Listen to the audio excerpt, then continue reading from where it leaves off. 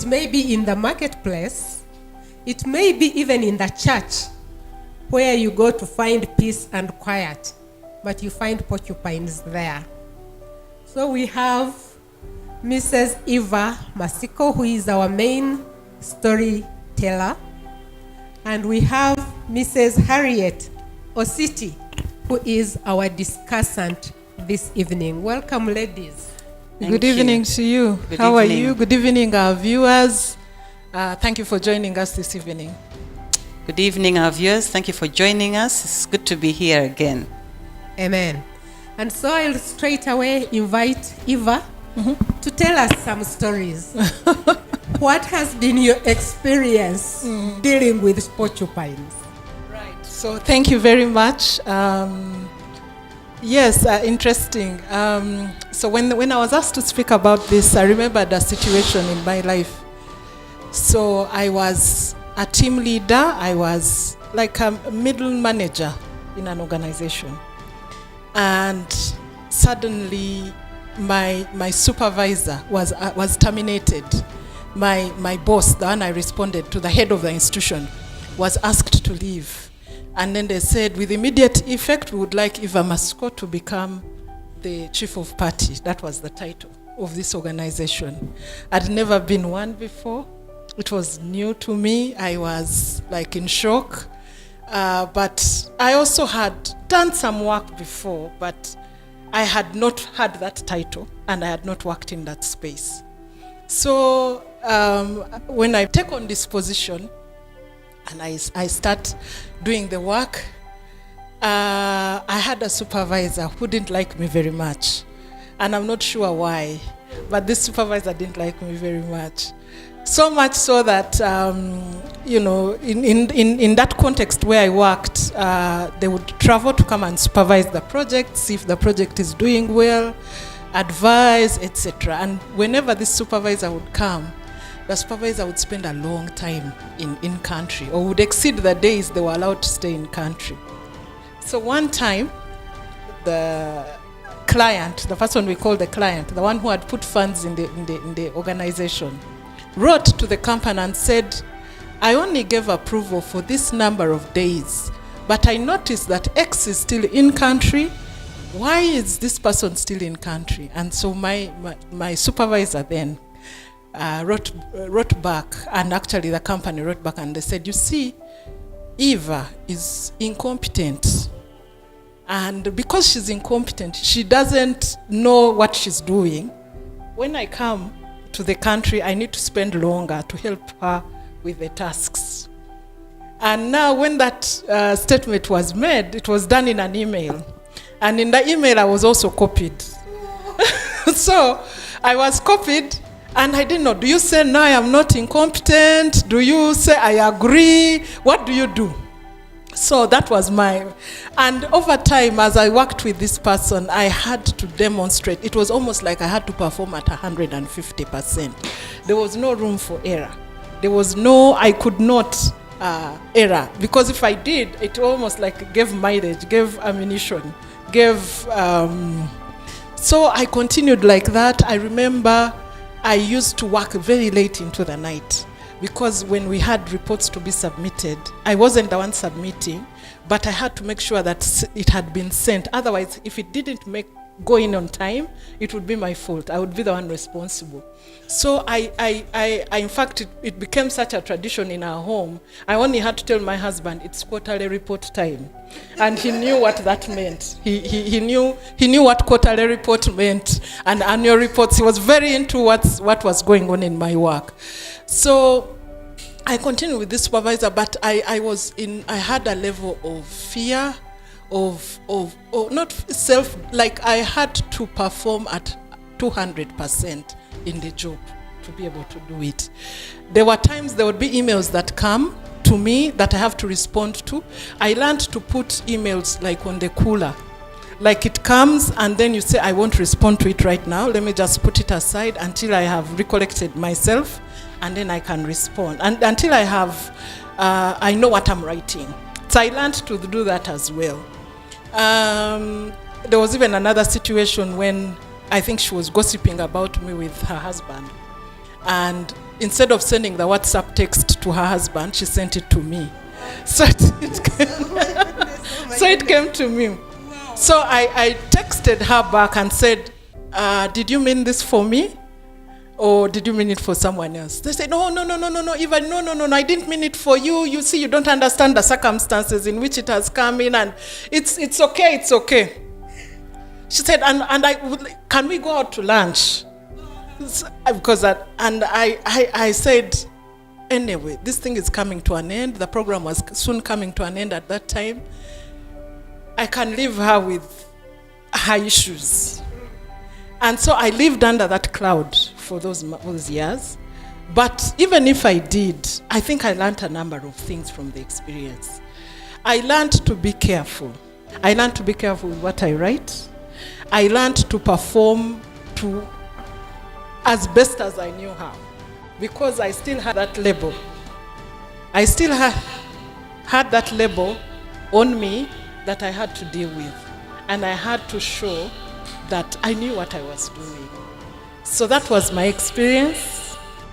At the end of that program, there was an external evaluation. And the external evaluation said that the in-country team was so competent, was so super, that we who are based here did such an excellent job. They didn't see the value add of other people. So, but I think that was because of the difficulty of the situation, I had to learn. I had to perform to that level. And I lived under that cloud for some years. But at the end of the day, I am thankful that the story turned out right. Thank you very, very much. When you tell it, we laugh. But I imagine at that time, the pine, that porcupine was really pricking you very, very much, and you didn't feel nice about it. So we'll call up upon Harriet. What is it you see in her story? How do you relate? You know, it's interesting that you talk about porcupines, because a lot of times those porcupines don't realize they are porcupines. They're doing what they're doing maybe in the best way they think that is supposed to be done. For example, you talk about that supervisor who felt she needed to be around you to make sure things are done. But it's amazing the way you handled it. And I relate with that, because a lot of times you find that there are people who are struggling with their own issues.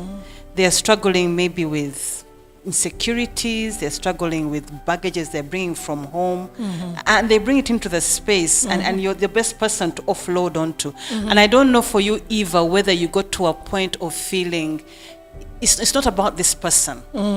It's about maybe something else that is going on, and I need to look at it a bit differently. Did you get to that point where you thought that's the way you needed to handle it? Yes, I did, but it wasn't immediately. It came afterwards. Because immediately I was looking at myself, what am I doing wrong? Where is the problem? It took me some time to process. To process and figure out and say, no, it's actually not me.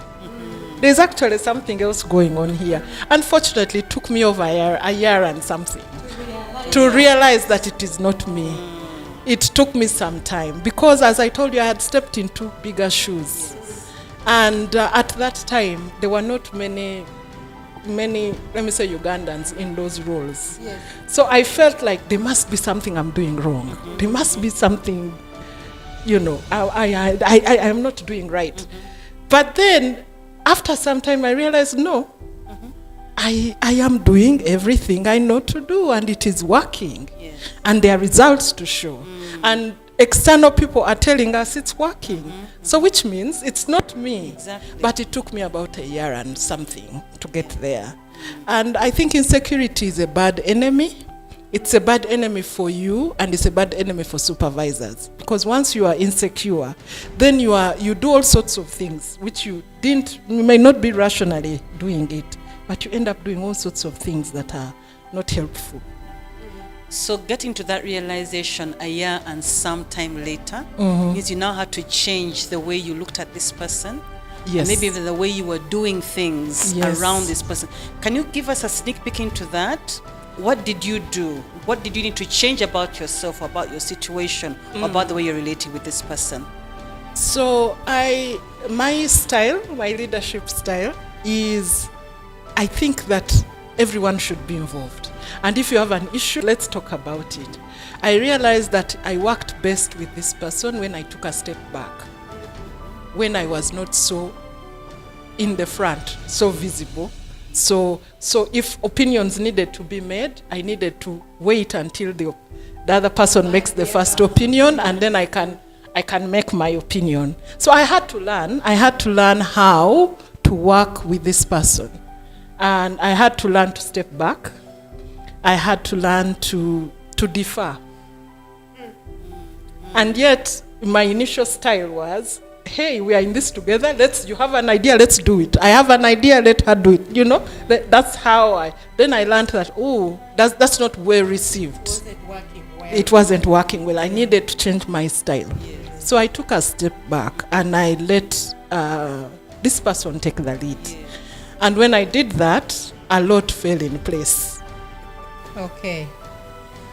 So from your story, we see that you first had to understand the porcupine. Understand when their quills come out.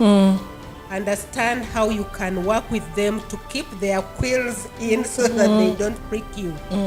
Now I want to turn it the other way around. The porcupine. In your relationship, you could have found that you're actually the porcupine. The other one is seeing you as the porcupine. I think she did, because I saw that SMS I told you, which I received, where she was having a conversation. That it read something like, Eva is at it again. I don't know what I was at it. What it was that you were doing. Yes, but that's what it read. So clearly, she received me in that way, and was not happy with me, and she invited me to lunch so that we go and have a conversation. At that point, I was too tired. You know, the program, we were coming to an end. And so when we went to lunch, like, you hope the conversation will start. Okay, so what was the SMS about? Yeah. But it didn't start. Then I said, I'm not opening this one. I'm not going to be there to open this conversation. Yes. If she's not comfortable discussing it, let's forget it. Let's eat lunch and go. The program is coming to an end. So that's what I did. But I realized that sometimes we work with people and we don't realize why they react to us. But there's other stuff going on with them, and we have to be sensitive and wise about how we deal with such situations. Yes. So that was my friend, and that was my supervisor. You know, I'm thinking about porcupines who may not be your supervisor, but the people you work with. Now, as leaders, we know that God brings into our sphere of influence people who He wants to develop. How do you deal with a porcupine whom you have to deal with every single day? Is maybe a subordinate or a follower? I don't know if you've ever had that situation. I think of my own self. I was once working with this particular person who had been handed to me. You know, they're those who they hand to you, and you can't fire, you know, so you need to live with them. And I had to come to a point, like you're saying, to understand where they're coming from, why they behave the way they're behaving, and see how you can help them. As Apofia said, put those spikes inside. Yes, hold them within them. I don't know if you've had that kind of experience. Yes, but one of the things that has been very helpful for me in my leadership journey is understanding personalities. It takes 50% out of the argument, because when I understand how people are wired, then I can work with their wiring. But sometimes it's more than just wiring. In this case, it wasn't how the person was wired. There were other stuff going on. But and knowing that is important. But understanding how people are wired, if you are a leader and you don't know that knowledge, for me it's been game changing. I once went into a meeting with a team I lead, and I told you what kind of person I am. The meeting is at 8. Let's go into the meeting room. I may not have even given you the agenda in advance, but you know we have to discuss what's going on. Let's go and work, and we'll generate what we need to do when we need to generate it. So I go into this meeting, and I had printed agendas. The meeting had 10 people, and I printed 9 copies. And I gave out the copies, and I left out this one staff member. Now, for me, if I don't get an agenda, it's not a big deal. No big deal. Does nothing for me. This person later came and said, if you did not want me in that meeting, you should have told me. My goodness. You should have told me, as opposed to not giving me an agenda. And I'm like, no, it just, the papers got finished. The papers got finished. But then I realized that that person is really meticulous and really needs advance notice and really needs The agenda. he needs the agenda. Of all the people in the room, they needed the agenda more than anyone else. So I then, understanding that, I was able to know where they're coming from, and also realize that my style was not working for them. I needed to change for them to help us succeed. Yes. So it's, when you're leading, it's not really about you. It is about how you get the best out of people. And if I need to change the way I do things to get the best out of you, I must change the way I do things. Yes. That's so profound. That's so profound. Yes. I must change the way I do things to get the best, because I didn't make you, but we are together, and I have no choice maybe to even change you. Yes. Okay? But I need that job done. Yes. Okay. So who do you need me to be to get that job done? Exactly. So that's who I need to be. Wow. That's for servant you. leadership, isn't it? Yes. Talk about servant leadership. Yes. Where as a leader you come to serve the other person. And in that space, you also begin to grow. Because I'm sure, as you've said, you grew through that situation. I did. You became a better person. I did. And therefore, like you're saying, even in the pursuit of changing to help the other person, there's a growth that happens. Yes. Isn't it? There's a growth that happens. But also, I don't want to diminish the fact that there are times when it is difficult. Yes. There are times when we are called to work with people who we really struggle with to work. So half of it is understanding the other person. When we understand the other person, it is half, you're half there. You're half there. But sometimes that's not the issue. Sometimes it's other stuff going on. And you do have a job to do. Okay? So there is that balance of how long do I tolerate this? Or when do I confront it? How do I let it be? And those are some of the things we struggle with as leaders. And being able to know, I think being able to know that there are people, we are all different, they all carry their issues and their things, but for now, I am the one here. And I am the one supposed to make this choir sing. Okay? So I usually use the choir analogy because everyone else sings differently. But as the leader, you are almost like the choir mistress. You are the one to help people sing and sing well. And so you become whatever is needed to help people sing. That's true. Yeah. Now, like you said, that can be very stressful. In those moments, what was your distressor? Where you're able to just calm down. 1.5 years is a long time. So to be honest, I failed. I failed. Sometimes I grumbled. I had a good colleague in the office, and I would go to her and say, but so and so. I mean, I would instead of pouring out in the right way, I poured out in the wrong way. So in that situation, I failed. I realized that I would hold and pen up, and then one day I just say, this is too much. And I would speak to the wrong people, wrong person. I didn't speak to the whole organization, but there was someone who I worked with, and we were friends from before. So I don't think I was a star at that. I think I failed in that regard. But what I learned is you'll always have stress. That's what you'll experience pressure. But you have to be wise about how you deal with pressure. And there was something we were told by some lady who mentored us, who said, always share up. In other words, share upwards, don't share downwards. Because when you share downwards, you don't know how you stumble the people around you with your stories, okay, with your stresses. So she always said, share upwards. Now, I couldn't share upwards because upwards was where I was having trouble. But what I did is, the mistake I made is I poured it out on a colleague who was wise. She was a wise woman, and she gave me a lot of wisdom. But I now wouldn't do that. I know better that that's not the way to handle it. Yeah. So what would you do differently? One, I think, first of all, I would have prayed more than I prayed then at that time. I would have prayed more, and I would have prayed for her more. At that time, I was like, why don't you get your act together, please?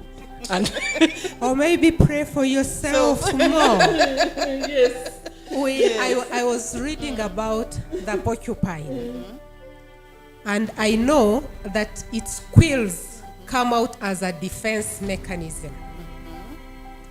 So sometimes people are prickly because they are defending themselves. They feel they are defending themselves. Either they are defending their territory or they are defending against something.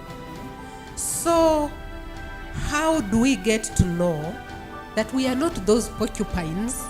We are looking at those people as the porcupines. How do we get to know that they are also not looking at us as the porcupines? Could it be that we are so focused about how bad we are feeling that we fail to look inside of us and identify the quills that are piercing the other person? It's Is true. putting up a defense. So how do you know that it's not this way, it's the other way around? Yeah, I think there's a joke we use. It's saying that no one can see the back of their head. This thing in Uganda, which we call the nkona. Yes. You can't see your can't nkona. see it. No, you need someone else to help you see your nkona. We all need people who help us see the back of our head. And this lady I was talking about, who I spoke to, was in the context, and in some ways, and was quite a wise woman, could see me and could see the context, and she did advise.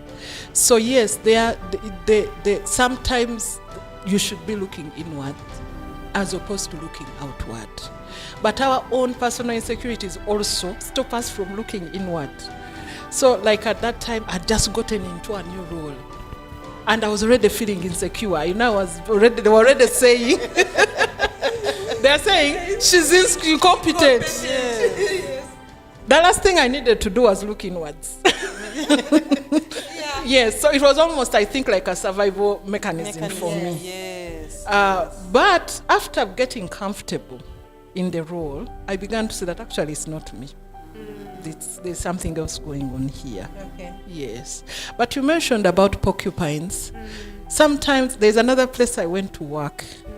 And I have to be careful, so I mask the details. But I went to work in this place, and they had told me, in this place, the person before me had been let go because there was some loss of resources.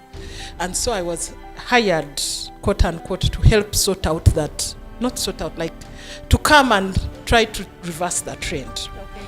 So I went into this workplace. Do you know people who go into this workplace like, dare try and tell me anything about. So, yes, I'll show you. Yes. So in that situation, I was the porcupine. Yes. Because I went into a workplace with an aggressive, defensive, Guns militant, blazing, yes. guns blazing approach. And I think people must have said, this one has come. Yes. And sometimes we are the porcupine because we have preconceptions of the people we are going to work with. We have had a story about an institution, and then we go with that mentality. And I worked there, and I met some lovely, lovely people. Wow. But I went in like, if you've seen these cowboy movies, where the men came in with guns on the side. I'm adapt. Ready for battle. Ready for battle. Sometimes we have to be wise how we enter spaces. Yes. And how we don't let, we need to allow people to get to know us. Yes. And then they can allow us to lead them. But if you come like that, people are startled by you and they are not able to work with you. Thank you very much. I would like now to bring in our onliners. I see Dr. Beyeza Jolly. I see Laura Mulenga. I'd like the two of you to take a minute each to share. Have you encountered porcupines in your life? Or if you haven't, hearing the story from Eve, our storyteller, and hearing the experiences of Harriet, what is it you can say about our reaction? How we can react better when we are in circumstances where there are porcupines in our lives? Dr. Jolie, Laura, please unmute and share. You know, first of all, I was still processing what porcupines are. And then I heard this lady's story. And then I said, that was quite something. I think all of us in our lives, we meet such a people, we meet such incidences. And how you handle it will determine how you're going to survive in that place. Sometimes we try to evade the pines. Are they the pines? Those needles coming from the porcupine. Or sometimes you confront them. So I will report for you that you'll have to know when, like I think it's Kenny Rogers who sang that song, when to run, when to count your money, when to walk. You know that song, some of you are oldies like that, like us. So it's should I call it catch-29? Sometimes you do well to go away from the porcupines and the porcupine person and you just leave the job. But sometimes you have to be stuck there. I think we have an incident. I hope the people I work with are not in here, where I made a decision and said, I will ignore and do my work the best and the way I know how. Let the porcupine go and sit on his or her pines or let them do whatever. But it hurts to be doing your best and somebody comes and tries to actually make you feel incompetent to the extent that you wonder whether you are the person they are talking about. My friend who has just finished talking, I think she had those insecurities. Yes, we sometimes do. But there is when you know that even if you woke up at 3 a.m., you would do that work and you would do it to the best of its principles and everything. And somebody says, not so good. Well, I can say that it hurts, but what do? You go ahead and continue what you know you do best, and you actually sometimes overdo it. You do it trying to perfect it. You do it much more better than you would have done if they didn't throw those pines on you. So there are goods and bads about those, somebody trying to challenge what you know, but challenging it on the negative side, trying to pull you down. Sometimes when you react and you say, let me do it and do it right, you end up excelling in that, in whatever you're doing. And I think it has helped me a lot to focus and do and make sure that I minimize my errors in the work I do if I'm having such a person looking at me like they are my grandmother's mother-in-law. Thank you.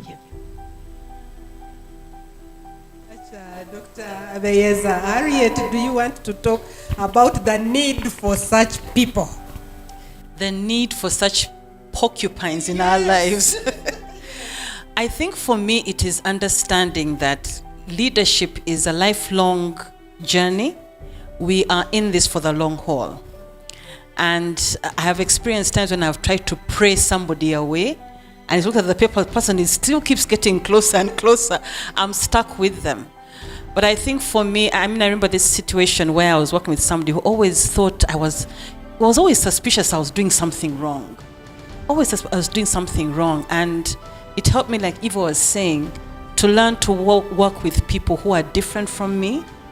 And I've grown. I have definitely grown in being able to handle different people.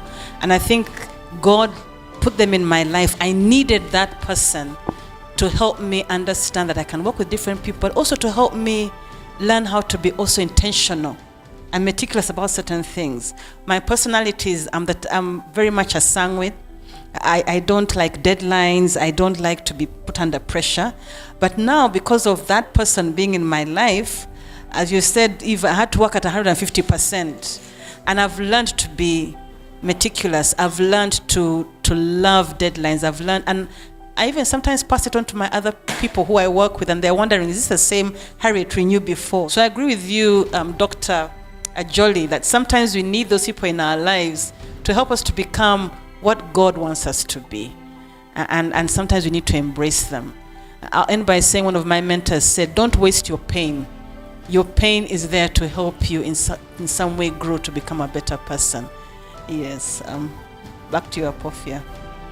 Eva, do you feel that you became a better person from encountering those pricks from those porcupines? Yes, I did. I think, one, my work was much better than if I hadn't had that threat hanging over my head. I think as a result of that experience, I learned to be more meticulous, like she mentioned, because, again, that's not my style. My job, at the end of the day, when you're a leader, you have things to deliver. You have things to get done, okay? And whatever it takes, the buck stops with you. If I need to keep quiet for that to happen, then let me keep quiet, because the buck stops with me. And should this fail, I am responsible. So I learned how to be, how to be different people for a different person for different people. That's situational leadership. Yes. Yes. Different situations. Yes. Different leadership. Different reaction. Yes. Yes. And there are some people who needed leeway. Tell them what to do, and they'll run. And if you stood in their way, you are frustrating them. So you let them run. And then there are others who need the agenda. They need everything. Then you do that, because that's your job as a leader, as a team leader, is to provide what your team needs to help them do what they are supposed to do. But also, having said that, there are times when, there's one of my favorite passages is in, I think it's Psalm 7109, where it says, and they were at their wits' end. And then they cried out to the Lord. It talks about different people. They wandered in the wilderness and and they were at their wits' end, and then they cried out to the Lord. Lately in my life, I've begun saying, Lord, I am at my wits' end. I am crying out to you. These people teach, even in my situations now, some not at work, some in my personal life, I am at my wits' end. I don't know administration. I don't know what to do. But then we cry out to the Lord. And I have been amazed. A situation where I think there will be a flare, there is no flare. There is something else that happens. So even your own dependency grows when you are in such because really you are at your wits' end. Yes. Yes. Thomas, you have your hand up. Could you unmute and tell us what you desire to tell us in about half a minute? Control on the temper issues, whereby yes, you might be aware of the character in play, but I gave you for some reason you actually face it. But through the grace of God, through prayer, you are very, very enlightened, and you, of course, the environment of harmony that can help you to excel. That was my contribution. Thank you so much. Thank you very much, Thomas. And I'm going to call upon these ladies to respond as we wrap up in half a minute each. Talk to Thomas, respond to what he's bringing up, and then wrap up. What do you want the listeners to go out with as far as dealing with porcupines is concerned? Yes, I think one, porcupines are a part of life. They are not going to, because the world is not perfect, and we are also not perfect, and we can also be the porcupine, by the way. So self-awareness is important, and sensitivity. But two, looking at it from the other person's perspective helps you, and understanding how different people react. In general terms, getting to know them and understand them also is a big help. And lastly, the wisdom of God and the patience that God gives. You can't do without it. You can't do. There are times I talked about the email. I would be typing an email, and in my heart there's like the callback of saying, don't send that email. Don't do that. And that's the Holy Spirit. That's the Holy Spirit who does that. So God helping you even as you work, and not feeling that don't push it. If you feel that shouldn't happen, don't do it. But that's good. The natural Eva would have sent that email. Yes, that's what I would say. I think I can only re-emphasize what Eva has said by recommending anybody who's not read the 7 Habits of Highly Effective People, a book that completely transformed my life. In that book, the late Steve Covey talks about habit 5, which is seek first to understand before you're understood. And for me, that has been a game changer. To always say, okay, this is a situation. Can I understand from their point where they're coming from? And then be able to see how I can work around them. And then lastly, to realize as leaders, we are called to be servant leaders. At the end of the day, God has placed that person in my life to help them to become a better person. How can I serve them? And having that mindset makes it so much easier dealing with these kind of situations. So for me, I think that's what I would like to give back to our viewers. Thank you. Thank you very much, Harriet. Thank you very much, Eve. Thank you, our esteemed guests. It's been a pleasure interacting with you this evening. We hope you'll be with us again next month. Always the 4th Sunday of the month at 6 p.m. You're welcome to join us. Thank you, and God bless you. God bless you. Bye-bye. God bless. Bye. There's no God